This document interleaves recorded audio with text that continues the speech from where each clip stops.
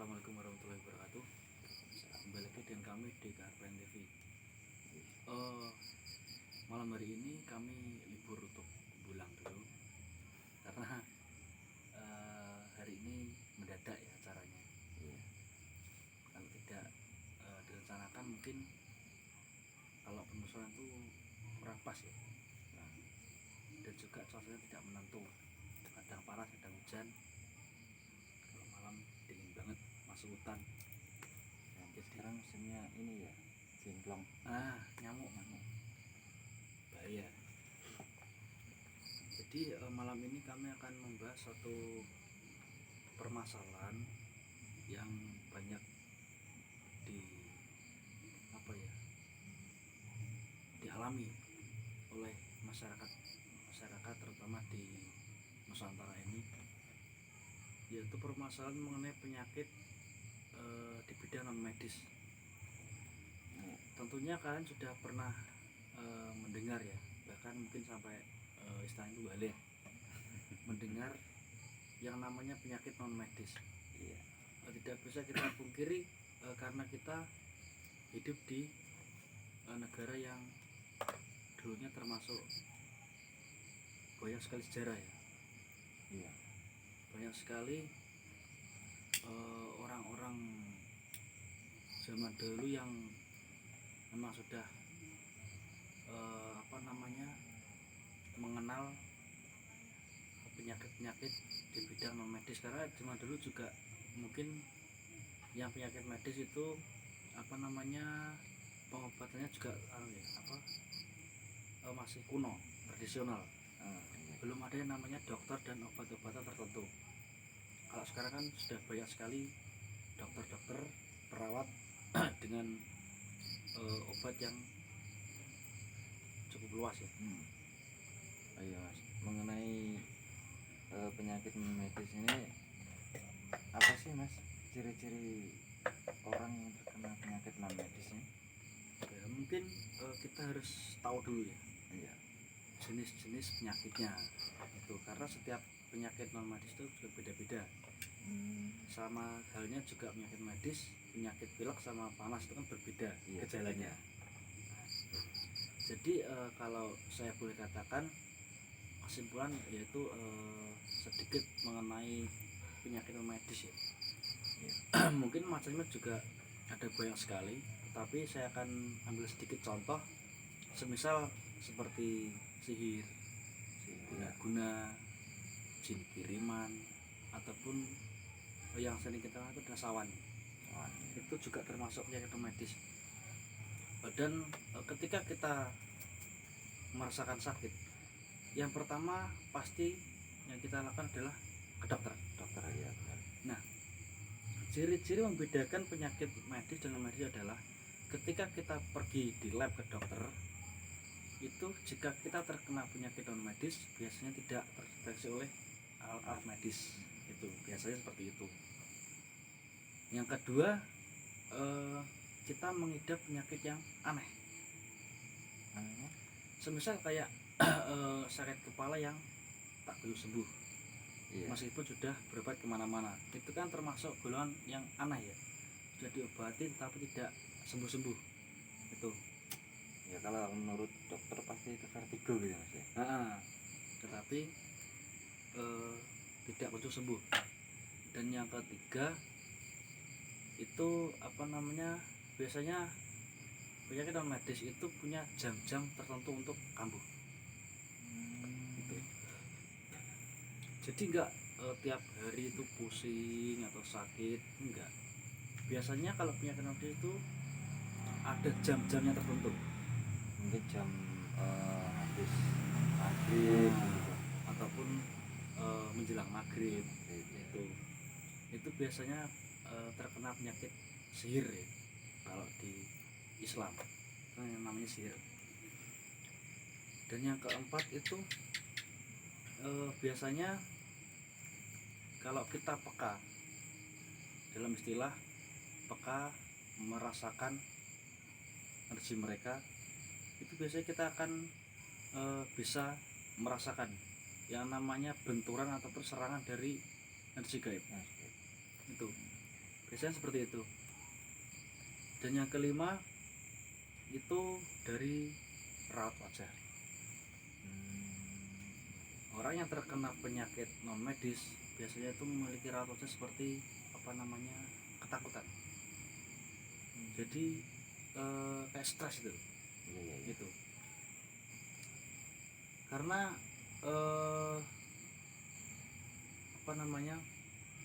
penyakit itu kan juga lama-lama akan menyerang pikiran ya. Kenapa penyakit yang sudah lama diderita tapi enggak kunjung sembuh gitu. Padahal kalau cuma sakit kepala itu tergolong sepele ya. Sebenarnya kalau mungkin vertigo ya ke dokter ada obatnya, kalau enggak terapi ataupun pijat tradisional, itu biasanya seperti itu. Tapi kalau penyakit medis itu mau kita berobat ke dokter manapun, habis berapa puluh juta pun itu tidak akan sembuh, karena itu tergolong penyakit yang tidak bisa dideteksi oleh alat medis itu. Jadi bukannya menyepelekannya, tetapi kita perlu juga memahami dan percaya ya, bahwa penyakit itu ada yang disebabkan karena energi gaib itu. Karena dulu juga ada Mas ya, ada orang sakit tapi diperiksa ke dokter itu nggak ada apa-apa gitu, normal semua ya. normal semua. Tapi nyatanya dia itu juga sakit, keadaan sakit, nggak Ya. bisa jalan gitu. Itu bisa kayak seperti contoh, saya pernah mengobati orang, dia itu tidak bisa jalan. Dia sudah pijat kemana-mana, berobat sampai ke Jawa Tengah. Iya, itu hanya untuk memeriksa kakinya. Itu setelah itu dia pergi ke rumah beliau, ke rumah saya, karena sudah umur, sudah punya cucu. Pergi ke rumah saya, padahal saya tidak langsung menuju ke non medis ya. Saya suruh dia tanyakan dulu kepada orang pintar. Tetapi sebelumnya saya sudah memberitahu istrinya bahwa dia itu ada satu yang menempel di kakinya. Karena apa? Karena jika dia tidak percaya, itu juga akan menghambat istilahnya itu. Untuk jin itu lepas, karena dia semacam kayak dikunci. Dia meluk kaki seperti ini, khususnya wanita. Dan saya suruh untuk tidak bilang ke si orang tersebut, karena saya juga ingin mendengar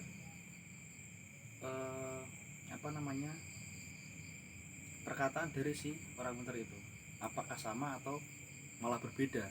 Takutnya kalau berbeda kan mungkin dia pikir saya bohong gitu. Nah, jadi saya tetap akan mencari orang lagi untuk pertimbangan gitu ya. Agar beliau itu percaya bahwa memang benar penyakit yang dia alami itu adalah penyakit yang tidak wajar, karena sudah berbulan-bulan itu hitungannya. Iya mestinya. Soalnya kan udah sampai Jawa Tengah juga. Itu hanya untuk apa sih, kayak sebenarnya ronsen gitu. Cek lah. Kan sudah berumur juga, takutnya ada entah itu tulang keropos atau apa, nggak tahu. Dan di sana pun juga itu katanya ya, itu memang penyakit sendi. Itu kata. Tapi obat yang diminum itu tidak ada rasa apapun. Katanya sama, malah kadang itu tidak bisa buat jalan sama sekali. Kalau biasanya itu kan dia pakai semacam tongkat gitu ya, tekan. Nah itu. Tetapi di kadang kala dia tidak bisa berdiri sama sekali. Itu. Dan yang perlu kalian ketahui ya, cara dukun untuk mengobati ataupun mengusir sosok tersebut itu tidak langsung kamu pergi, dia pergi. Kita negosiasinya dengan si pengirim dulu. Gitu. Tapi kalau itu misalnya ya ketempelan dari mana gitu, dari hutan atau dari Iya. kebun gitu kan, itu kan nggak ada pengirimnya. Iya. Jadi kalau seperti itu kita harus negosiasi dengan jin tersebut. Jin seperti itu. Kesalahan apa yang sudah dibuat oleh orang tersebut sehingga dia Bisa mengganggu. atau bisa menyakiti. Tapi kalau yang saya tangani itu dia dari orang. Oh, dari kiriman. Itu targetnya adalah anaknya. Sebenarnya entah si orang tersebut itu punya pegangan atau apapun saya nggak tahu. Yang jelas serangan itu bisa meleset di keluarganya yang lain, tepatnya di bapaknya yang dimana dia juga sudah umur ya, kesehatan juga mungkin sudah menurun ya, daya tahan tubuhnya. Iya. Sehingga dia bisa terkena imbasnya. Itu waktu itu saya negosiasi dengan si jin tersebut. Dia dikasih makan ini. Saya bilang gini, kamu mau tumbal apa, ikut saya. Kalau kamu mau tumbal nyawa, nanti saya carikan. Itu saya juga sedikit membohongi jin tersebut ya, agar bukannya agar langsung lepas itu enggak. Yang penting dia itu bisa sedikit bergeser dari kaki tersebut. Gitu. Padahalnya dia itu memang nggak mau, karena saya lihat juga si pengirim itu sudah tua, lebih tua dari orang tersebut. Sudah sepuh lah, sudah umur. Tapi dia entah apa yang dipikirkan, dia mau berbuat seperti itu. Gitu. Mungkin dendam sih. Bisa jadi, karena penyakit gaib itu akan lebih sempurna jika didorong atau dilandasi dengan dendam dan iri dengki. Itu kuncinya seperti itu. Mau santet seganas apapun ya istilahnya ya, kalau hanya untuk coba-coba ya percuma, efeknya tidak seganas di saat orang yang mengirim itu mempunyai rasa dendam yang luar biasa. Itu kalau bahasa Jawa ini ya mantra ini gak mandi. Wih, kurang lah, kurang mantap, kurang dendam, kurang kebencian. Itu adalah dasar landasan santet. Harusnya dendam dan rasa kebencian. Kalau bisa nyantet, semisal saya mau coba nyantetnya, coba siapa tahu berhasil, testimoni santet lah istilahnya. Ya percuma, karena kalian hanya coba-coba. Karena jin itu membutuhkan sebuah dorongan, dirasa kebencian kalian. Jin kan terbuat dari api. Ketika amarah kita luapkan kepada si jin tersebut, mereka akan lebih ganas. Mantranya lebih mandi, langsung taksek. Itu. Jadi jika mempunyai suatu ilmu ya, harapan kami, gunakanlah ilmu itu untuk yang manfaat, bukan untuk saling mencelakai. Karena jika gaib, kita balas dengan gaib, itu mau sampai kapanpun itu nggak akan pernah selesai. Cukup berdoa aja lah. Kita cukup berlindung pada Allah SWT. Jangan pernah merasa bahwa diri kita itu paling bisa lah, paling hebat, paling pintar. Karena sebelum kalian itu menguasai ilmu tersebut, sudah banyak di luar sana orang yang pernah belajar ilmu tersebut. Itu. Jadi kalau hanya untuk belajar silahkan, tapi jangan pernah mencoba-coba ilmu kalian itu kepada orang lain. Kasihan lah orang. Setiap ilmu itu ada imbasnya, tidak mungkin tidak. Iya. bahkan jika ketika kalian mengirim suatu penyakit ya, misalnya mengirim suatu masalah di kehidupan orang lain, jika orang tersebut mempunyai kedekatan dengan Tuhan yang cukup erat, ilmu itu akan kembali pada kalian sendiri, yang dimana keluarga kalian akan menjadi imbasnya itu. Karena jika kita dibilang kita itu lebih kuat ya, iblis itu lebih dulu ciptaan daripada manusia. Dia pun juga lebih pintar lah, Ya. lebih cerdas juga. Iblis itu lebih pandai daripada manusia. Jangankan manusia, Nabi Adam pun digoda bisa kena gitu loh. Kena. Itu nabi, meskipun manusia sama manusia, tetapi beliau lebih apa ya, mengenal Tuhannya lah, lebih dekat. Karena Adam adalah manusia yang pertama diciptakan di Di alam maupun di surga. Nabi Adam itu kalau kalau dibilang kan itu sedang itu sakti, iblis lebih sakti daripada kalian. iya Itu karena iblis itu ahli Al-Quran, iblis ahli hadis, iblis ahli riwayat, dan iblis pandai dalam segala ilmu itu. Jadi kita hidup di dunia itu ya jangan berlebihan, kita cukup apa adanya ya, karena gaib itu bukan untuk kita takuti, tetapi hanya untuk kita imani itu. Kalau kalian merasa lebih kuat, kalian berkaca lah. Itu kalian itu hanya berbentuk raga,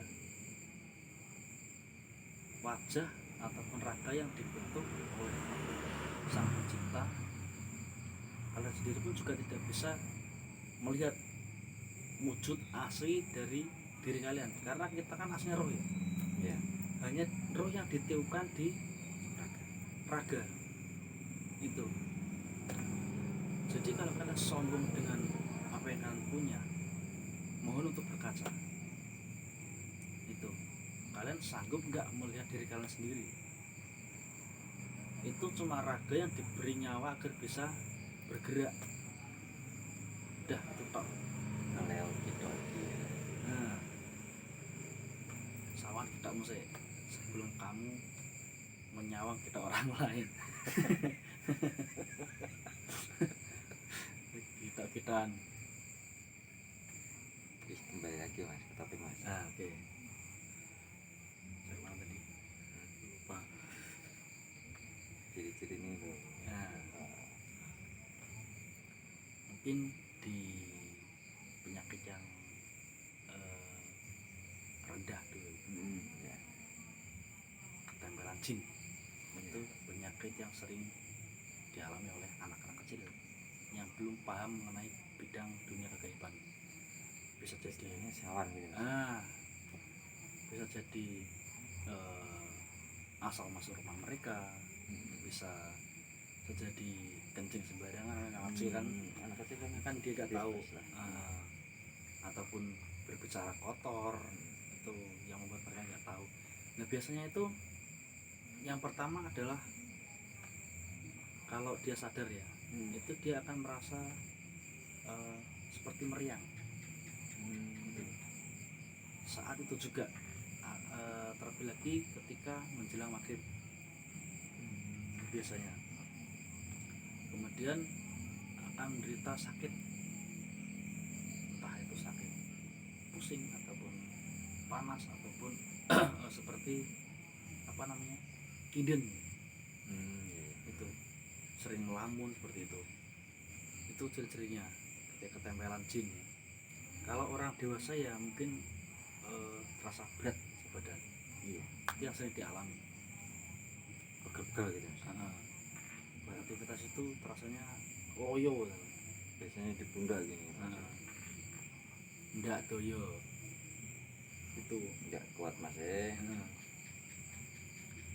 Kemudian lebih dalam lagi namanya kesurupan. bisa ketempelan kesurupan Iya. gitu. Ya seperti itu. Kalau sebenarnya kesurupan itu gimana sih mas? Kesurupan itu suatu apa ya, kejadian di mana orang tersebut tidak bisa mengendalikan alam bawah sadarnya. Gitu. Jadi karena dipengaruhi oleh bisikan-bisikan jin gitu mas ya.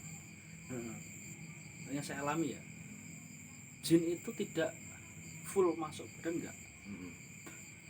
Jin itu hanya cukup menguasai otak kita. Karena kalau kita bergerak kan kita diperintah oleh otak, Iya. oleh pikiran itu. Jadi jin itu cukup menguasai pikiran dan alam bawah sadar kita. Itu sudah cukup untuk apa ya, pola sak penake lah itu. Ada juga yang apa namanya, memberontak gitu kan. Nah ciri-cirinya adalah mungkin kesurupan asli dan yang tidak itu biasanya dari segi suara. Segi suaranya juga bisa menandakan itu ya? Kalau orang yang benar kesurupan dan jin itu tergolong jin yang ganas, Iya. biasanya suaranya itu akan berubah Besar. kerang, bawahnya terlihat. Dan yang kedua adalah dari segi tenaga. Meskipun mediator itu kecil, jika benar-benar dirasuki oleh sosok gaib, biasanya tenaganya itu bisa 2-3 kali lipat besar. Dan yang ketiga umatnya, tiga. Itu kalau orang yang peka, itu dia dari segi pandangnya. Iya. Dari segi tatapannya itu dia itu memancarkan sebuah energi gaib di mana agar membedakan orang yang kesurupan dan tidak kesurupan. Oh ya, katanya kalau ada yang kesurupan dipencet apa sih di tengah-tengah sini pasti sakit. Kalau dia merasakan sakit berarti dia nggak kesurupan. Nah itu bisa jadi itu sedikit trik ya. Iya. Untuk kalian tuh mengetahui bahwa orang itu kesurupan tidak, itu pencet di antara jempol dan jari telunjuk, tulang muda. Nah ketika pasti sakit ini kalau dipencet. orang tersebut itu kalian pencet tetapi dia istilahnya itu Nggak respon ya. nggak respon, Berarti dia itu bisa dikatakan dia itu kesurupan dan dipengaruhi oleh jin itu. Tapi ketika dia masih merasa sakit, itu bisa jadi hanya depresi stres. dan terbawa alam bawah sadar sendiri. Sebenarnya kalau saya bisa katakan orang mabuk yang nggak kontrol itu biasanya kan teriak-teriak sendiri. Iya. Nah, itu dipengaruhi oleh alam bawah sadar. Yang pertama, yang kedua memang tidak punya malu. Dia tidak ada rasa malu itu. Jadi sedikit ilmu buat kalian ketika ada orang yang kesurupan, misalnya di sekolah ya, yang paling banyak itu terjadi di sekolahan. Di balik itu sekolah juga tempat mereka, karena jarang sekali digunakan untuk aktivitas manusia. Ya kan cuma siang. Pagi sampai siang. Kalau sekarang pagi sampai sore ya. Iya. Malam sampai full pagi lagi, itu dunia mereka. Ya karena dia kan keluarnya juga malam kan. Lebih sering ke malam. Iya. Kalau siang itu apa sih? Gak ditotok romo awan-awan itu. Jadi biasanya itu terjadi pada kaum hawa, kaum perempuan. Kalau di sekolah-sekolah biasanya. Nah ketika kalian mendengar atau melihat hal semacam itu, yang perlu kalian lakukan adalah yang pertama, berikan ruang untuk si orang tersebut. Biasanya kan kalau ada hal semacam itu kan langsung berkumpul ya, Iya. mengerumuni ada apa sih di sana gitu, penasaran. Penasaran. Sebisa mungkin berikan ruang untuk orang tersebut, jangan sampai apa namanya, ngeruntel, berkerumun di dekat orang si A tersebut ya.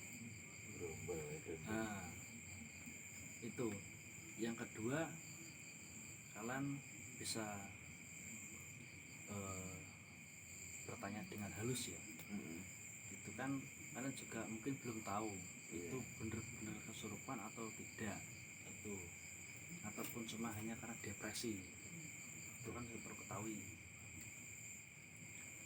Nah ketika dia benar-benar kesurupan, biasanya dia akan menyampaikan sebuah pesan. Itu biasanya. Nah ketika jinnya itu agak bandel, biasanya dia minta sesuatu yang aneh. Itu biasanya seperti itu. Jadi ketika kalian mendapati suatu kejadian semacam itu, alangkah baiknya tanya terlebih dahulu. Mungkin dengan salam, itu yang pertama. Iya, paling pertama Itu salam dulu satu. Kalau dia jinnya baik, biasanya dia akan menjawab dan memberikan sebuah pesan. Entah anak itu, entah temannya itu berbuat kesalahan, kita nggak tahu. Biasanya jin itu punya cara untuk yang itu tuh apa ya, ngandani lah. Itu entah itu kerasukan massal atau apapun, itu mereka punya cara tersendiri gitu loh. Dalam artian itu hal yang positif ya, bukan yang negatif. Karena mereka tidak akan pernah mengganggu manusia ketika kita tidak mengganggu mereka gitu loh. Jangan mengusik jika tidak mau diusik. Itu mereka punya alam mereka sendiri, mereka punya rumah mereka sendiri, kita juga punya rumah kita sendiri. Jadi sebisa mungkin kita melakukan suatu hal yang positif, karena mau bagaimanapun mereka itu lebih banyak jumlahnya daripada kita gitu loh. Jangankan tempat-tempat yang jarang dihuni, di rumah pun ada itu. Jadi mungkin yang kalian lakukan adalah salam tadi. Yang kedua, kita lihat dari segi pandangnya, atau dari segi suaranya, ataupun dari jika merontak ya tenaganya. Kalau biasanya itu jika dipegang banyak orang dia masih kuat melawan, itu biasanya dipengaruhi oleh jin. Itu. Kalau dipengaruhi oleh bawah sadar, itu tidak perlu kita manggil dukun, itu nggak perlu buang-buang uang. Kita cukup bertanya permasalahan yang dialami, dan cukup kita bertanya dia itu harus menunjuk salah satu teman yang memang bisa diajak untuk curhat, berbagi cerita, yang mampu menampung dan memberi solusi kepada orang tersebut. Itu. Jadi tidak semua kesurupan itu kesalahan jin. Itu tidak semuanya, tidak semudah itu bergusur. Karena ada ciri-cirinya, tetap ada, tidak mungkin tidak. Dan ciri-ciri berikutnya adalah biasanya matanya terpejam. Dia akan sangat memejamkan matanya, merem. Itu karena apa ya, itu kalau bagi saya agar bisa membedakan dunia mereka dan dunia kita. Itu meskipun merem tetapi ketok. Gitu ya. Nah itu. Jadi kalau yang melek itu saya nggak tahu konsepnya gimana, kenapa bisa melek. Dan saya amati ketika melek juga nggak kedap. Matanya nggak perih. Iya. Saya nggak tahu konsepnya karena kita juga masih belajar ya. Kita juga masih mendalami bab-bab di bidang ilmu spiritual, dan yang lebih lagi kita tidak mau menggurui, kita hanya sharing pengalaman dan sharing ilmu yang pernah kita pelajari dan kita dapat sewaktu kita belajar. Jadi jika kita mampu menguasai satu keilmuan, terlebih lagi di bidang ilmu spiritual, sebisa mungkin kita gunakan untuk hal yang manfaat. Terlebih lagi kalau mau berbagi, itu lebih baik. Karena ilmu itu jika kita bagi, kita nggak akan kehabisan. Justru kita akan bertambah sebuah wawasan. Semisal kalian berbagi ilmu di bidang yang paling mudah adalah wirid untuk pengasihan. Nah, ketika kita memberikan kepada seseorang, kita bisa lihat, kita bisa belajar. Oh, orang ini menggunakan ilmu ini untuk ini. Oh, ternyata orang ini begini. Itu. Jadi tidak habis malah tambah, gitu loh. Meskipun hanya pengalaman ya. Karena pengalaman juga sangat penting. Itu. Jika kalian belajar ilmu dan tidak mau berbagi ataupun memanfaatkan untuk kebaikan, itu gak ada gunanya. Karena buat apa kalian belajar kalau tidak digunakan? Semisal nih punya ilmu ini tetapi masih ragu ya untuk menggunakannya, banyak sekali seperti itu. Jadi saran saya, lebih baik kalian itu gagal daripada tidak pernah mencoba sama sekali. Itu. Karena saya juga mungkin maksud juga banyak sekali mengalami suatu kegagalan. Iya. Karena dari gagal itu kita bisa belajar, kita bisa mengoreksi kenapa ilmu yang kita terapkan itu bisa gagal. Mungkin yang banyak dialami, yang saya alami itu mungkin kurangnya keyakinan. Iya. Dan kurangnya fokus Ya. itu. Jadi kalau kita menerapkan sebuah ilmu, kita harus fokus kepada satu tujuan dan yakin kepada Allah Subhanahu wa taala. Hanya Allah yang mampu memberikan segala apapun. La haula wala quwata illa billah. Kita hanya sebuah media, kita hanya wayang, dan wayang hanya akan bergerak jika dalangnya menghendaki. Betul. Oke, mungkin next video kita akan membahas penyakit lain ya, beserta pengobatannya yang mungkin bisa bermanfaat buat kalian. Dan saya pribadi juga mengizinkan jika kalian itu mencoba itu di rumah, karena kita memberikan edukasi sesimpel mungkin ya untuk pengobatan. Kami tidak mau memberatkan kepada kalian. Jadi mungkin jika sebenarnya ritualnya itu sulit, mungkin kita akan sedikit merevisi atau mempermudah kalian agar bisa kalian jangkau itu. Oke, mungkin cukup sekian dari tambahan. Oh iya. Maaf sedikit terlewat. Dari kami KRPN TV, kami mengucapkan selamat Hari Raya Idul Fitri. Mohon maaf lahir dari batin. Oke, mungkin cukup sekian dari kami. Apabila ada kurang lebihnya ataupun salah kata, kami mohon maaf. Wassalamualaikum warahmatullahi wabarakatuh. Waalaikumsalam.